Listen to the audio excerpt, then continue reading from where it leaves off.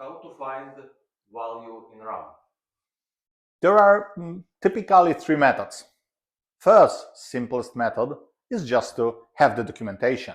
If you have A2L with the complete documentation, for example, here we have the A2L, we see the part of the flash, but if we switch here to the address of EEPROM, then we can just check, sorry, not EEPROM, RAM, we can just check the addresses in RAM. So if we identify the proper value, of course, it will be working for us. The goal is to have the address, so we need to have an accurate documentation.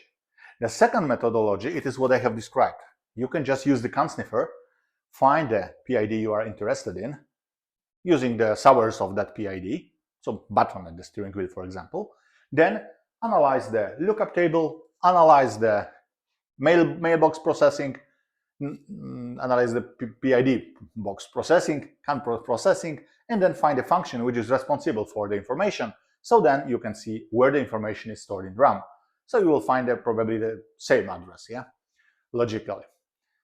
The final alternative, which is most expensive and it's not working every time, you can just use the debugger.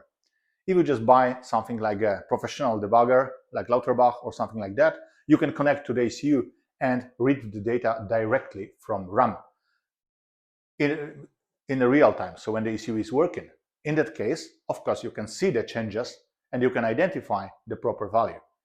There is one tricky method, the fourth method, without having the expensive tools, but you must have a knowledge. If you add the proper PID to the list, and this PID will be, for example, listing the information from the RAM to your equipment, to your tool, to your PC.